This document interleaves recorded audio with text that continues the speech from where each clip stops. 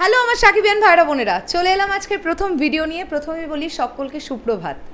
আচ্ছা, তোমরা আমাকে একটা বিষয় একটুখানি জানিও তো, আজকে থেকে বাংলাদেশে ওয়ার্কিং ডে শুরু হয়ে যাচ্ছে, তাই তো? মানে কাজে কর্মের দিন, ছুটি শেষ হয়ে গেল মোটামুটি। তো আজকে তাণ্ডবের অ্যাডভান্স বুকিং রিপোর্ট কি, মানে আজকে আমরা কি দেখতে পাচ্ছি, কি সিচুয়েশন, কি সিনারিও দেখতে পাওয়া যাচ্ছে, তোমরা একটুখানি জানিও। কেননা আজকে থেকে ডেটটা খুব ভাইটাল। এই যে ছবিটা পাইরেসির কবলে পড়েছে, এটা কতটা এফেক্টেড হয়েছে সেটা আমরা মোটামুটি বুঝতে পারবো কিন্তু আজকে থেকে। গতকাল পর্যন্তও আমরা বুঝতাম না, এই কারণেই কেননা প্রচুর মানুষ অগ্রিম টিকিট কেটে রেখেছিলেন মাল্টিপ্লেক্স চেনে। তো যারা টিকিট কেটে রেখেছেন, অ্যাডভান্স বুকিং করে রেখেছেন, তারা তো ছবি দেখতে আসবেনই।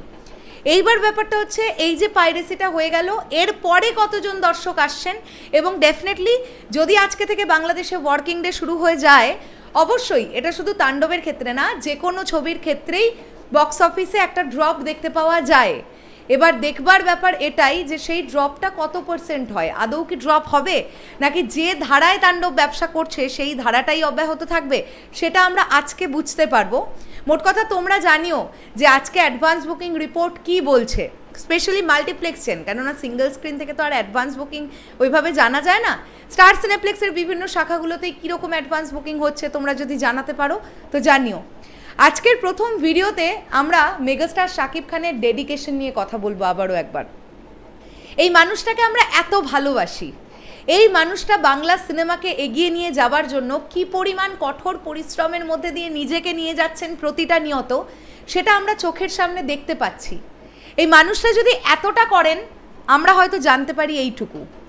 রিসেন্টলি ডিরেক্টর রাইহান রাফি একটি মিডিয়াকে তিনি এই কথাটা বলেছেন যে মেগাস্টার শাকিব খান অসুস্থতার মধ্যে তাণ্ডব শ্যুট করেছেন।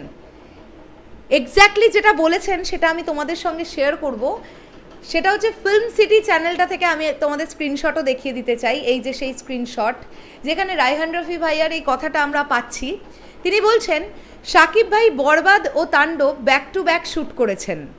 ভেতরে তিনি কয়েকবার অসুস্থও ছিলেন, কিন্তু অসুস্থতা নিয়ে তিনি যেভাবে ফাইট করেছেন, গান করেছেন, শ্যুট করেছেন ও ভয়েস চেঞ্জ করেছেন তা অসাধারণ।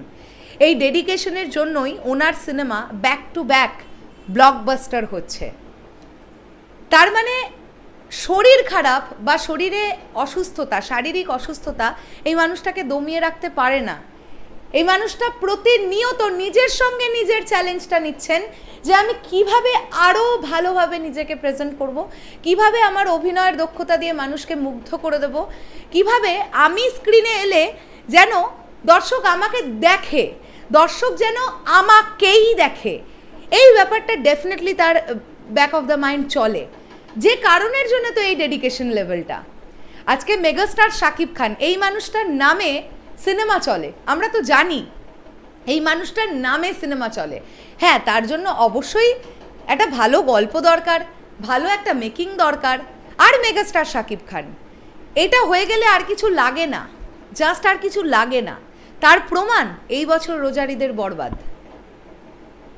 সো এই মানুষটাকে যতই দেখছি ততই অবাক হচ্ছি, এবং এই মানুষটির প্রতি মানে আমাদের মেগাস্টারের প্রতি আমাদের রেসপেক্ট দিনকে দিন বাড়ছে, যে উনি কি পরিমাণ ডেডিকেশনের মাধ্যমে নিজেকে কনস্ট্যান্ট আরও আরও আরও পরিণত করছেন। এই পুরো বিষয়টাকে নিয়ে তোমাদের কি বক্তব্য সেটা অবশ্যই কমেন্ট করে জানিও। আর অবশ্যই এটা জানিও যে তাণ্ডবের আজকে অ্যাডভান্স বুকিং, অর্থাৎ তাণ্ডবের 10তম দিন আজকে শুরু হচ্ছে, কীরকম অ্যাডভান্স বুকিং যাচ্ছে বা এখনও পর্যন্ত কি অবস্থা সেটা পারলে জানিও। শেষ করলাম ভিডিওটা, আসছি আবার খুব শিগগিরই নতুন কোনো ভিডিও নিয়ে। তাহলে এখনের জন্যে টাটা।